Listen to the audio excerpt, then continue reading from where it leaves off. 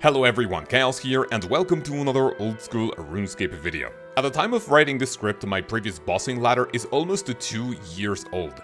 And just like the revamped 1 to 99 guides, with great content coming into the game these past few years, especially Desert Treasure 2, I think it's the perfect time to revamp this guide for you to know what to aspire to in terms of bossing. Ladies and gentlemen, welcome to the updated 2023 bossing ladder for old school RuneScape.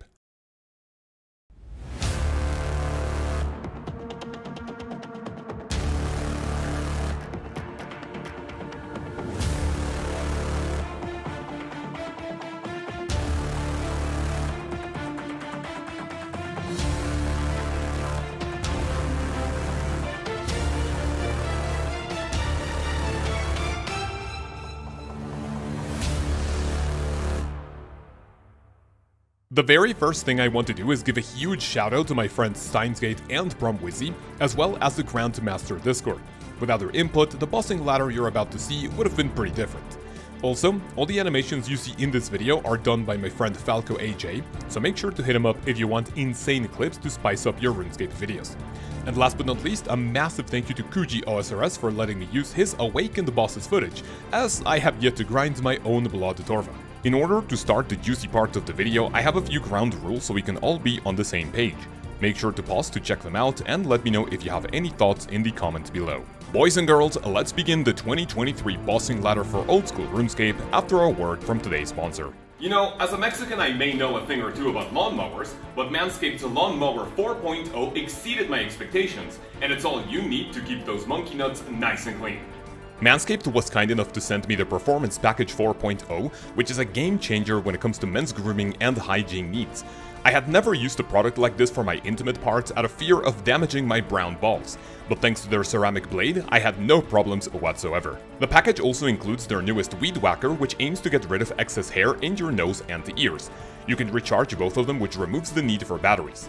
Finish off the session with their ball deodorant and the ball toner spray to give your balls some much needed love after hours and hours of playing old school RuneScape. To top it all off, you will receive a nice and comfy pair of boxers and a travel bag, which I will definitely be using when storing all of my personal hygiene items when I am on the go. If you like anything you have heard so far, scan the QR code on screen or visit manscaped.com/chaos for 20% off as well as free international shipping. I guarantee you will love their product. Once again, thank you very much to Manscaped for sponsoring this video, and let's continue.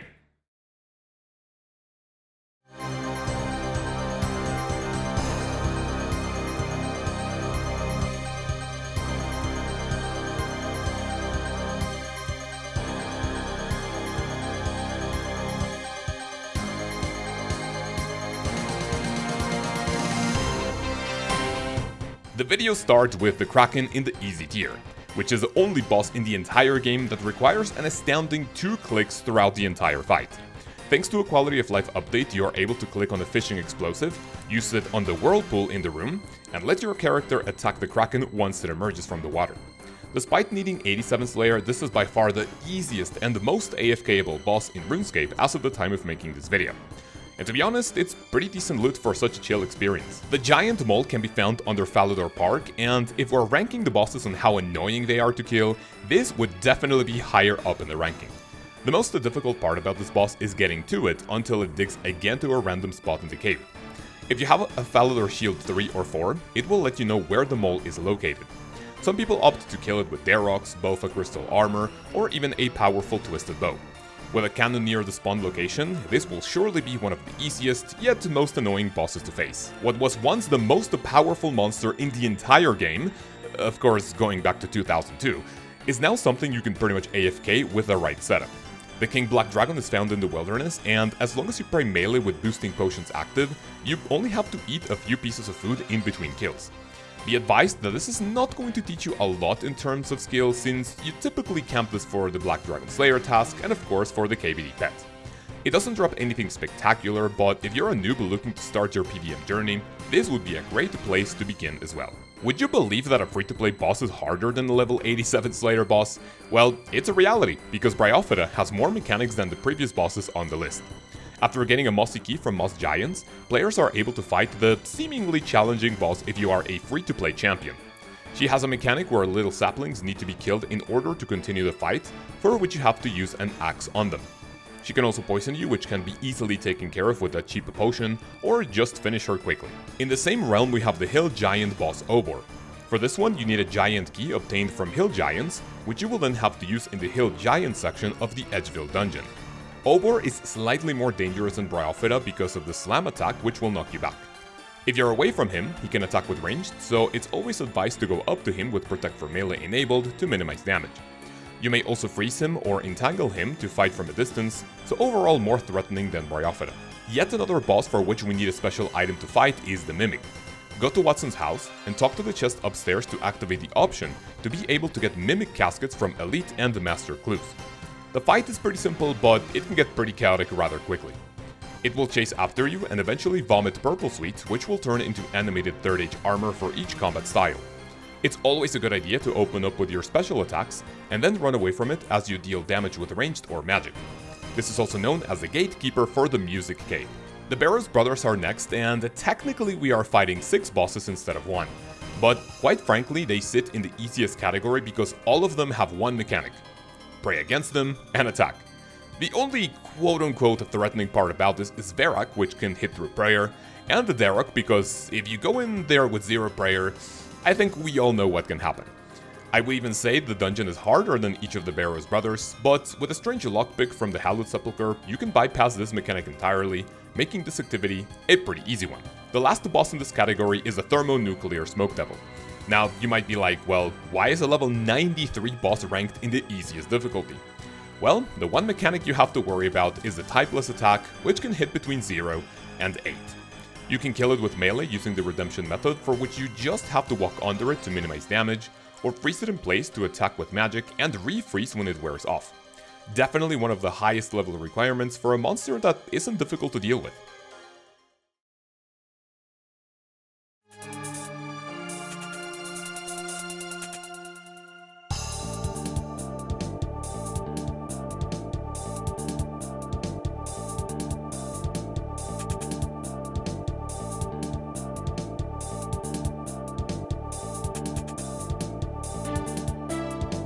We are now going to Fossil Island to face the Deranged Archaeologist.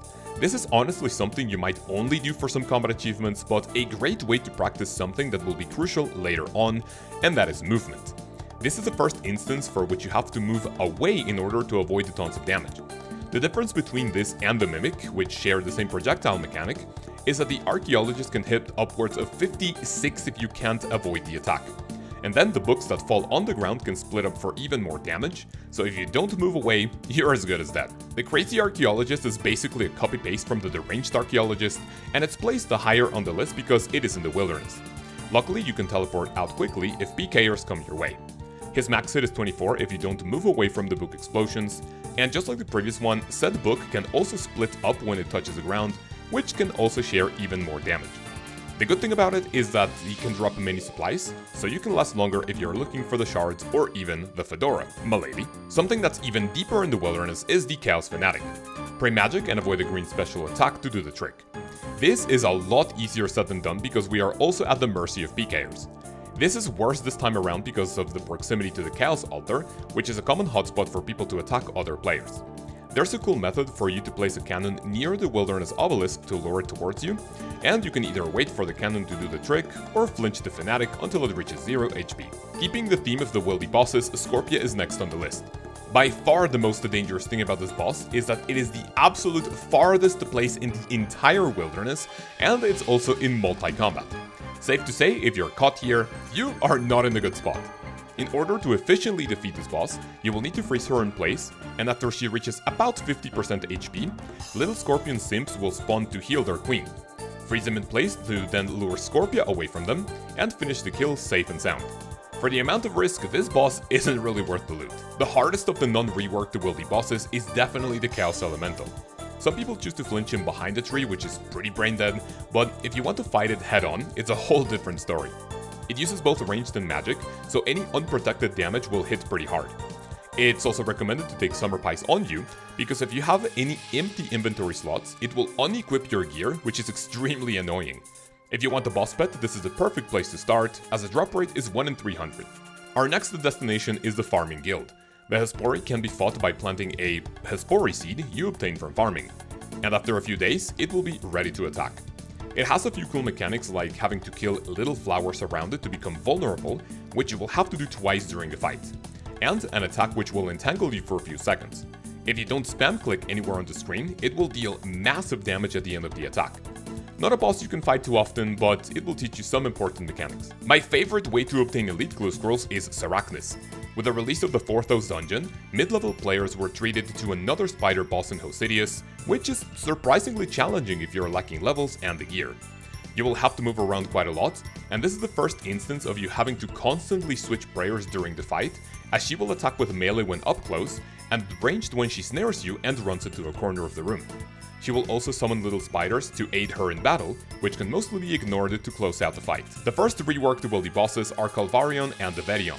I will give them their own separate rank because, like we said before, Verion being deeper into the wilderness and in a multi-combat area makes it even more dangerous to fight solo. Other than a bigger health bar and max hit, both skeletons share the same mechanics.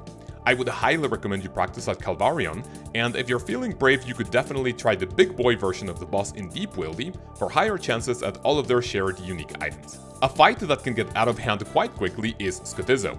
You need a dark totem assembled from totem pieces dropped by monsters in the catacombs of Corinth. Once obtained, you may enter the arena. It starts simple enough with you having to deal damage and then going to each altar to quickly dispose of the eyes that spawn sporadically. If you don't do so, Skotizo will gain increased defense, and you won't even be able to damage him if all 4 are active at once. You also have the purple demons to worry about, but if you move quick enough, it shouldn't be that much of a problem. The Dagannoth Kings are next for 2 reasons. 1. The way to get there is beyond ridiculous. Jagex, please give us a way to get there faster. The second one is that they are a bit more reliant on levels and gear. Once inside, you have to deal with 2 or all 3 of them at once, which will be our first instance of prayer flicking multiple monsters. Once under control, the rotation will depend on how fast you can dispose of each of the Dagannoth Kings. If you're on a Slayer task, you don't have to worry too much about it, but for these I recommend waiting until you have higher level gear or levels. The Kalphite Queen was released in RuneScape Classic when the only mechanic they could implement was deal damage, and this remains true to this day. The Kalphite Queen is not inherently difficult, but the fact that it's basically a food-eating simulator makes it more annoying to deal with. You can do a lot of fancy things to maximize efficiency, but if you're going for casual kills, prepare to run around a lot and spend an obscene amount of food on your Slayer task or your quest for that highly sought after Kalphite head. The Corporeal Beast is one of the strongest monsters in the entire game, but with our Dragon Warhammer, Arclight and BGS, we can lower its stats enough to make it what people call a 2000 HP chicken. Recent additions in the game like the Osmumthem's Fang have made it so the Corporeal Beast is not as annoying to kill. But realistically speaking, even without cheesing it, we don't have to deal with a lot of mechanics. All you need is having your special attack weapons, as well as a lot of patience since you won't be getting many kills per hour if doing it solo. Up next we have Artio and Callisto. This definitely gives me anxiety due to all the traps that can be placed around the arena if you don't finish the boss quick enough. People typically face them with ranged and bring Ice Barrage stacks to freeze the bears in place whenever they are moving towards you, since it's a lot better to deal with. There was a recent update to make their magic defense lower to give us the option to kill it with magic, but judging by how pulled the changes have been released in recent months, I wouldn't really count on it being in the game soon. Just know that the meta could change in the future. To finish off the reworked wildy bosses and the medium tier, we have Spindle and the Venenatis. Just like the skeleton and the bear, the difference between these spiders are the stats, as mechanics won't really change according to which version you decide to camp. This one is more flexible because both melee and ranged work pretty well here, and they have 2 mechanics to watch out for. The sticky web, which will rapidly damage you if you're inside it, and little spiderlings, which you will have to kill quickly, otherwise they will drain prayer and increase Venenatis and Spindle to do more damage.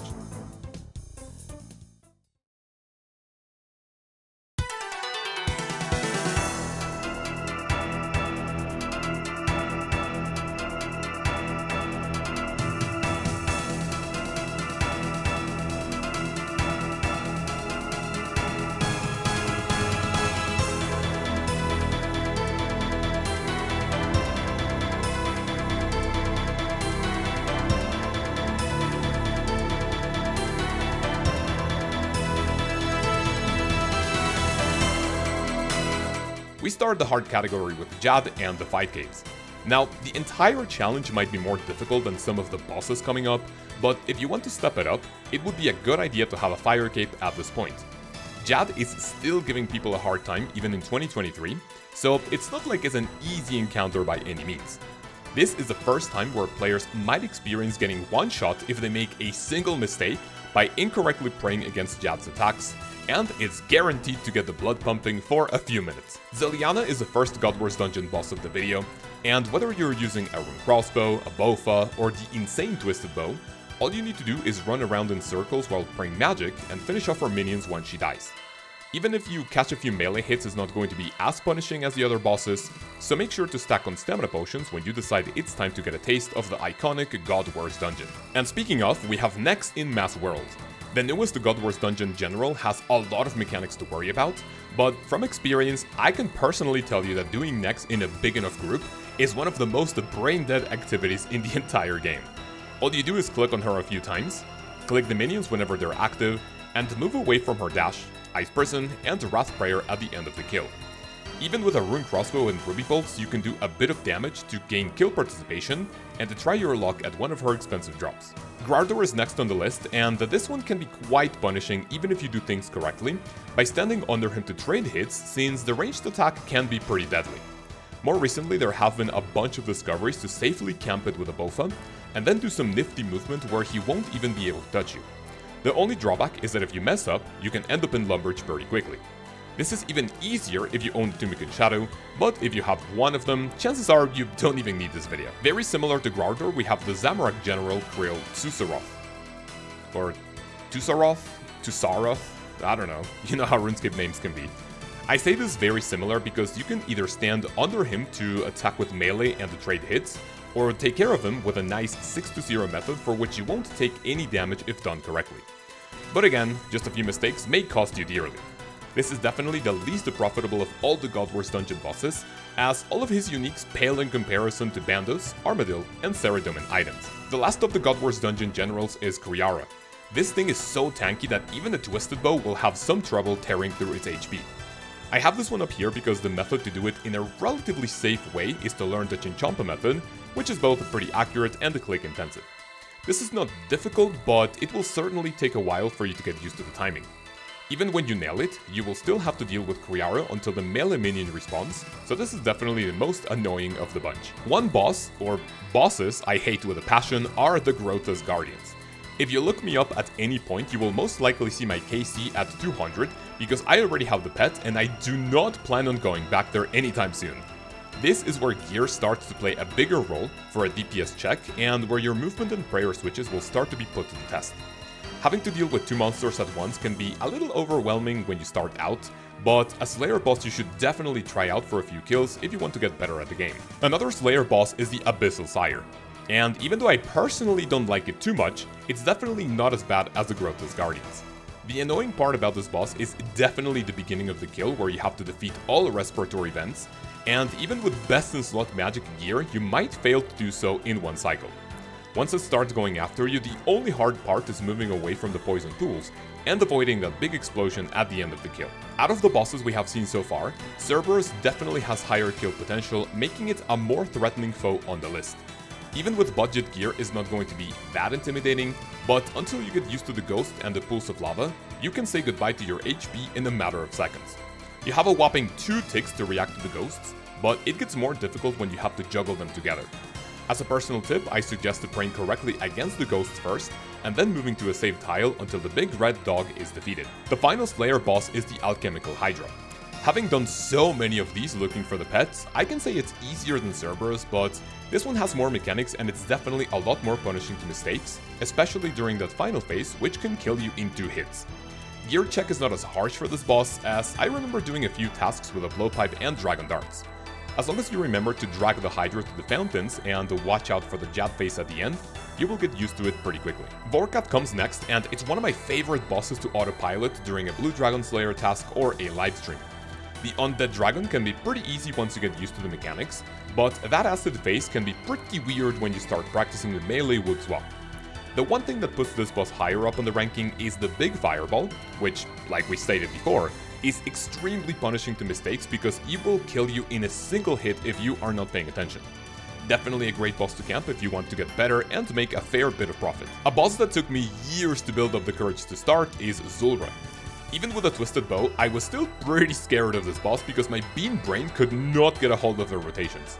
With the Zulrah Helper plugin though, you only need to move around and pray accordingly. What makes this boss hard is that if you don't have a T-bow and or a Tumikin Shadow, you will have to deal with the Jad face at the end, which will definitely sit you down a few times when you start learning the money's name. A new addition to the list is the Phantom Uspa, which was the first boss added in 2023 thanks to Secrets of the North. The Money Slug is also where gear starts to be an issue, because a Bofo with crystal armor and even higher end magic gear will still struggle against it. If you fail to avoid the magic attack and the big slam before the shield phase, you will take a big chunk of damage, but not bad enough to kill you in one hit. Regardless, even without insta or near insta-kill mechanics, the Phantom Uspa will surely be a challenging encounter. If you want to improve your abilities even further, the regular gauntlet is our next stop. The preparation phase will help a lot when it comes to pathing, decision making, and resource management, and even without the Hunlift, it's still somewhat hard to make it in time when you try this activity for the first time. The normal Hunlift is not as hard as some of the previous bosses, but the entire thing will surely test your skills and increase your confidence for what's coming up. The Nightmare of Ashihama comes next, assuming you do it with a group of people who already know what they're doing. The best thing for you to do would be to learn all the mechanics while someone else tanks. Once confident enough, if you're the person with the highest defense bonus, the Nightmare will focus you, but it's not as hard as it may seem. It has a ton of cool mechanics throughout multiple phases, but to be quite honest with you, her drops will make you want to leave ASAP. When you want to level up your knowledge even further, entering mode the Tombs of a Mascot is the perfect way to do so, which also closes out the harder tier of this bossing ladder. Anything between 0 and 145 invocation level, we assume barely any boss invocations will be used, and even none of them for the Wardens at the end of the raid. This is a perfect way to truly test your movement, gear switches, prayer flicking, special attacks, and decision making for what's coming next, which I can guarantee you is where you will start to feel the sweat.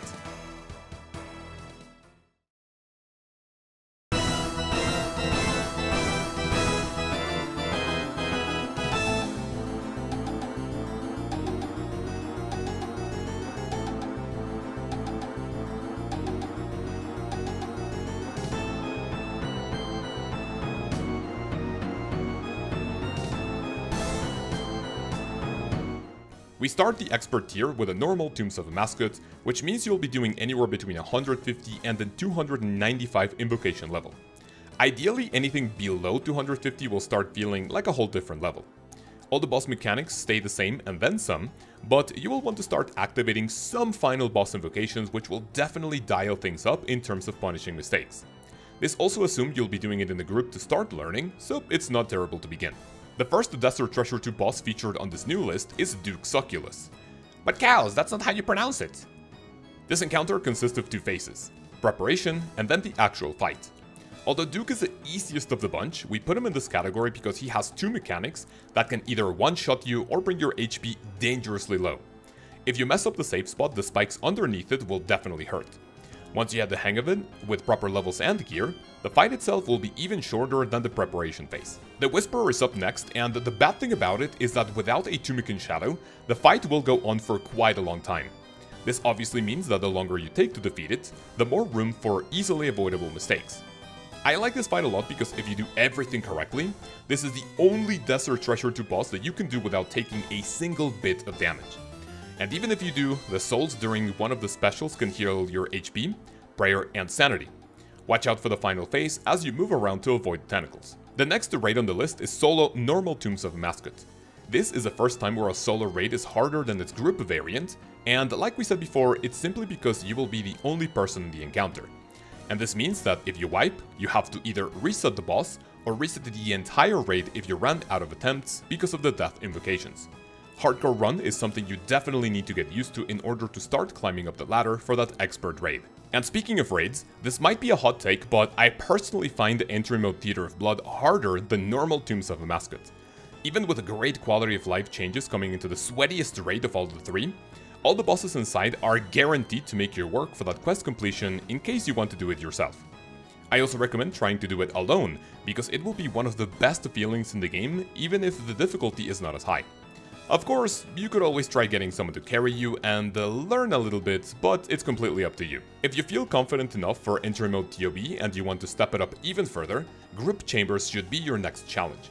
With proper guidance, all you need to do is follow instructions and do damage, stand at specific spots to avoid griefing the raid, and then let your teachers do the heavy lifting while you get used to the many mechanics in the chambers of Xeric. All the bosses inside are definitely a big challenge, but you have plenty of wiggle room in case you mess up. And even if you do, the team is able to walk in and try again. Doing next in small teams is a great source of profit and also great understanding of game mechanics if you want to do it efficiently without messing up. This also requires constant communication with your team if you're starting out, as every phase of the fight will have you standing at specific spots, moving on their necks when appropriate, and of course letting your teammates out of the ice prison if caught.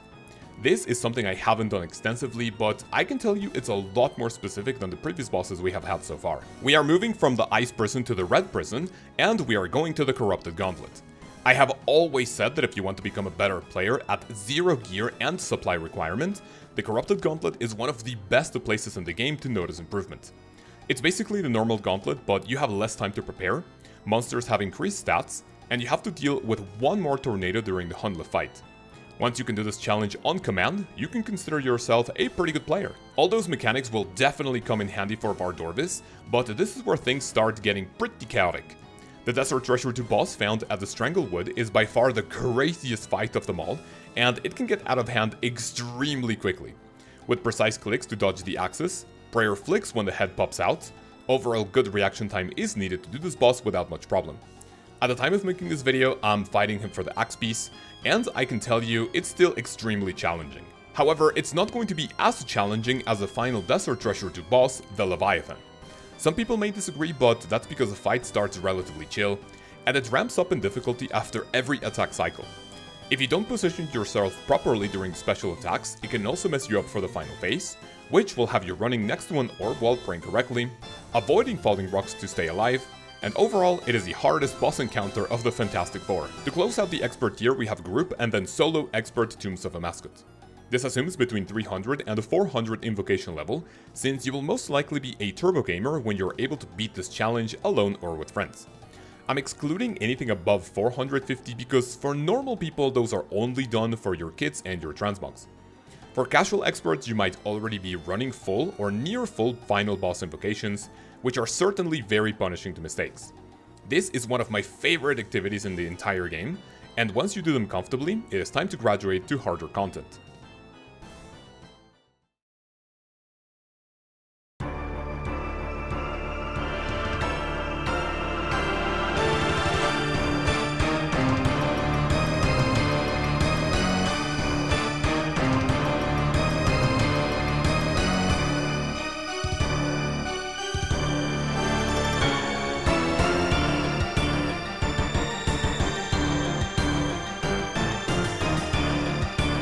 The Master Tier starts with a Vosani's Nightmare. Some notable changes compared to the regular Nightmare are the number of phases, being able to deactivate your prayer, and the DPS check at the end. What makes this encounter more difficult is that in order to camp it at a relatively efficient pace, you need so much gear it's not even funny. Sure, you can try it with bandos and a bludgeon and a sanguinesti staff, but this would be the first instance of me saying, don't even try this without at least a scythe and a void waker for the final phase to farm it properly for the uniques or the pet. And speaking of gear, the first Awaken the Desert Treasure 2 boss is the Whisperer. This could still be done at 0 damage, but the fight lasts for so long that chances of that are heavily lower than the regular variant. All the special attacks will be more convoluted to deal with, and that final phase can be an absolute shit show if you don't move correctly. If you're looking to get into Awaken the bosses after farming them for a while, this would be a good first candidate. Our next solo raid experience will be the Chambers of Xeric on your own. Group Chambers was placed lower on the list because as long as you have people on your team who know what they're doing, all you have to do is click bosses. This time around, you are the only person you can rely on, and will have to learn all of the little intricacies about every boss. I personally don't do a lot of chambers, but facing all on your own can definitely be one of the scariest challenges in the entire game, for you to get that sweet arcane prayer scroll. Your next challenge should be the Theater of Blood. Again, assuming you're in a group with people who can guide you through your first couple of kills. The skill ceiling for this raid is exponentially higher than anything we have done so far, as all the TOB enjoyers have had years to dissect this raid to make it as efficiently as possible. Even with Giga Chads on your team, every boss inside Old School RuneScape's second raid will definitely be a butt clencher for a long time. The last time we group 2 encounters in one will be for challenge mode chambers in a group, and then taking on the challenge on your own. I do this because if you're comfortable with raids at this point, it shouldn't be too difficult taking on every single room and puzzle in a row up to Big Olm himself. If you're also comfy with solo regular chambers, and after being familiar with every room, doing it on your own will definitely be a harder challenge. Although not as difficult as it sounds. At this point you should start grinding towards those beautiful Ancestral Ornament kits to show mastery at Raid 1. Awakened Duke Succulus is next on our list, and the harder variant of this big blob will definitely make you sweat on your way to that Ancient Blood Ornament kit. This fight is so much different than regular Suck, and there are way too many things that can get you sat down without proper timing.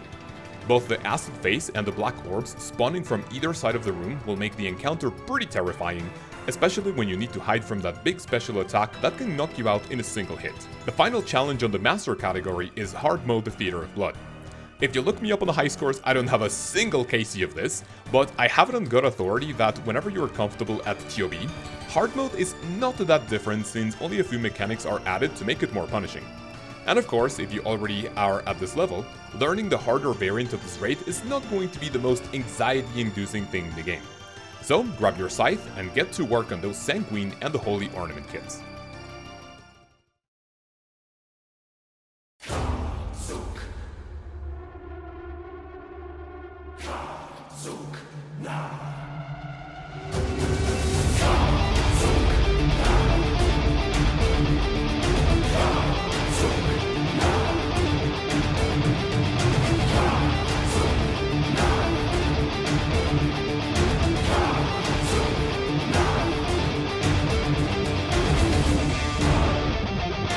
The third spot on the list that also opens up the Grandmaster category is Awakened Vardorvis.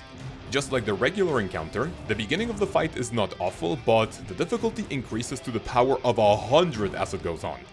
Towards the end of the fight, there will be 4 axes constantly flying through the screen, and the heads popping out of the ground while both the ranged and magic attacks won't give you a single second to catch your breath. If you can defeat Awakened Vardorvis, you are definitely one of the best players in the game. And speaking of best, the runner-up spot is the Inferno. And yes, it might sound unbelievable, but the Inferno is now the second most difficult challenge in the entire game. I have 4 Infernal Capes, and I would even say that getting to Zuck is a bit harder than Wave 69 itself. For people looking for their first Infernal Cape though, I'm sure you'll be holding your breath every single wave leading to Tezcal Zuck. The Infernal Cape is and will always be one of the biggest flexes in the entire game, even after tons of power creep coming into the game over the years. It will show true mastery of the game, as well as an unmatched dedication and patience. That means that the newest king in terms of difficulty is the Awakened Leviathan. This might sound odd because the Inferno is a multi-hour challenge that can end with a single mistake, but for the Leviathan, you cannot get more mechanically precise than the final phase of the encounter. Paired with a tornado following you around, the constant barrage of special attacks, and that always present sense of dread, if you can beat the Awakened Leviathan on your way to Blood Torva, you can safely say that you are able to beat any challenge in the entire game. Before we finish, we have to give an honorable mention to both Solo Theater of Blood and Solo Hard Mode Theater of Blood. These will be the pinnacle of PvM achievements in the entire game, and will be for a long time. I didn't include these in the official ranking because doing this on your own doesn't really provide anything special other than bragging rights. Unique chances are the same, bosses are still super powerful, and overall not something any normal player will have to do at any point during their RuneScape journey. Ladies and gentlemen, that is it for this chunky video. Thank you so much for watching and for making it this far. If you did, I have something special for the longest video on the channel, and it is a 10 bond giveaway.